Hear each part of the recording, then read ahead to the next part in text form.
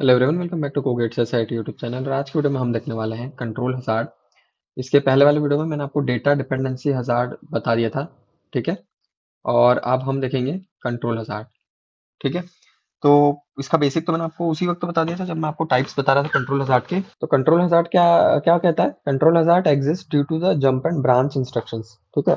तो हम समझते हैं ये जंप और ब्रांच इंस्ट्रक्शंस एक्चुअली होते क्या है ना। तो जैसे क्या होता है ना, कभी कभी हमारे इसमें कुछ इस तरह के कोड रहते हैं, मतलब कुछ इस तरह के ऑपरेशंस रहते हैं जिसमें क्या होता है, हमारे पास में एक इंस्ट्रक्शन है जो यहाँ पर है, लेट से फर्स्ट इंस्ट्रक्शन है ना। और फिर ऐसे हमारे पास में टोटल 6 इंस्ट्रक्शंस हैं यहाँ पे। ठीक है। अब होगा क्या कि जैसे यहाँ पे क्या होगा, अगर अगर हम बात करें कंट्रोल हज़ार्ड वाली, तो मान लो I1 स्टार्ट हुआ। ठीक है। और ये 5 स्टेज 4 स्टेज पाइपलाइन है, जो भी समझ लो आप। ठीक है। अब इसके बाद में क्या होगा कि मान लो हमारा जो I1 है वो पूरा एग्जीक्यूट हो गया completely. So let's say I1 हमारा कंप्लीटली एग्जीक्यूट हो गया। ठीक है। पांचों स्टेज से निकल गया। एंड जैसे ही वो मतलब लेट्स से अगर वो निकलने वाला ही था, हुआ क्या कि I4 को रिक्वायरमेंट हो गई I1 की, I1 के कोई ऑपरेशन की होगी, I1 के कोई ऐसे चीज की होगी जो रिक्वायर्ड होगी। ठीक है। तो क्या हो गया, एक ब्रांचिंग क्रिएट हो गई कि भाई मैं I4 is dependent on I1। ठीक है।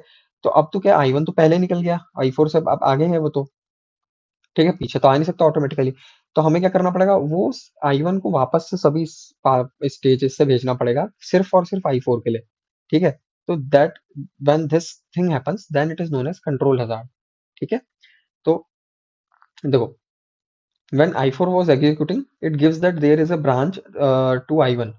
So I1 should be loaded, but I5 and I6 are already loaded. ठीक है। होगा क्या कि भाई देखो, I4 के पहले I4 जैसे आगे बढ़ा तो एग्जीक्यूशन में पहुंचेगा, उसके पहले उसके बाद में जस्ट बाद में I5 और I6 भी लोड हो जाएंगे हमारे पाइपलाइन में। ठीक है। और रिक्वायरमेंट क्या आ गई कि I4 को चाहिए I1 की वैल्यू, मतलब I1 चाहिए, किसी किसी भी रीजन से हो सकता है। तो उसके होगा क्या कि ये अटक जाएगा। ठीक है, क्योंकि अब तो I5 और I6 आ गए हमारे, समझ लो, वो ऑलरेडी लोड हो गए। तो I5 and I6 are already loaded, so we have to remove I5 and I6 and this is called as drain. तो हमें क्या करना पड़ता है, क्योंकि I4 अटका ना रहे। ठीक है। तो उसके कारण उसके लिए हमें I5 और I6 को रिमूव करना पड़ता है, मतलब कब पड़ेगा, ताकि I1 जाता जा पाए उस फेज में, लेट से इस फेज में। और यहाँ पे है ना, I1 यहाँ पे आ जाएगा और फिर वो फाइनली एग्जीक्यूट हो पाएगा, या इसको इस तक पहुंच जाएगा, I1 जो है वो यहाँ तक पहुंच जाएगा। ठीक है। जो भी रिक्वायरमेंट है I4 की वो I1 कवर कर देगा फिर।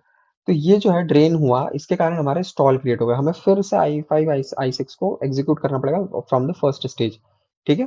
तो this is known as control hazard. समझ में आ गया कैसे चल रहा है? ठीक है।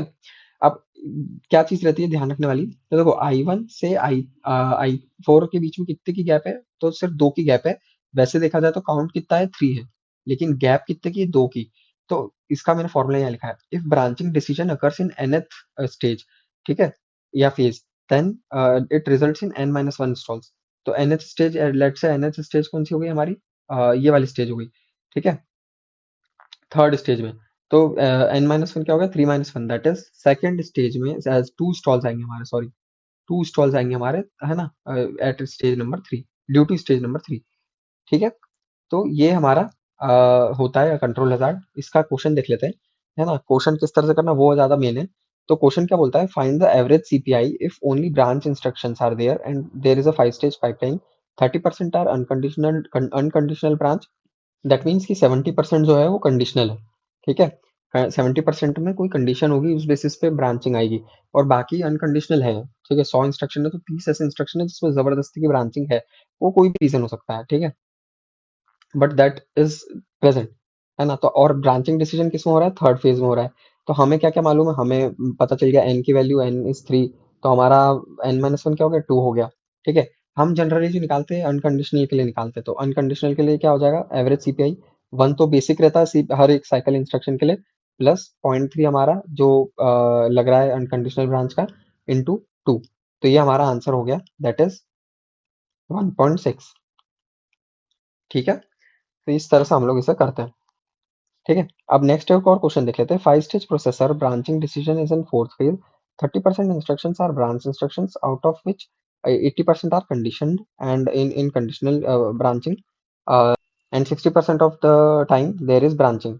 ठीक है। तो आपको एवरेज सीपीआई निकालना है। ठीक है। तो ये जैसे हम लोग वो वाले क्वेश्चंस करते थे ना, ईएटी वाले, उसी तरह से इन क्वेश्चंस को भी करना रहता है। हमें बेसिक से याद रखना है कि CPI one will be there always, ठीक है। देन स्टार्ट करते हैं। 30% इंस्ट्रक्शंस आर ब्रांच इंस्ट्रक्शंस, तो 30% इंस्ट्रक्शन हमारे ब्रांच वाले हो गए, ठीक है। सीपीआई में जो इशू आ रहा है वो नॉन ब्रांच वाले, मतलब जो जिनकी ब्रांचिंग नहीं है, वो तो सीधे सीधे निकल लेंगे, एक एक साइकिल में एग्जीक्यूट हो जाएंगे, है ना। लेकिन ये ब्रांचिंग के कारण क्या होगा, स्टॉल क्रिएट होगा, तो सिर्फ हमें इन्हीं को देखना रहेगा। तो 30% आर ब्रांच, ठीक है, तो 30.3 लिख दिया। उसके बाद में क्या होगा, उसमें बोला है कि out of which 80% are condition branching, मतलब कंडीशनल ब्रांचिंग है 80%। हमें निकालना रहती है अनकंडीशनल। तो हम क्या करेंगे, 0.2 इंटू 3, ठीक है। 0.2 इंटू 3, 3 क्या हो गया, 4 - 1, इस तरह से आया हमें। फोर्थ फेज में आता है हमारा ब्रांचिंग डिसीजन, तो वो हो गया।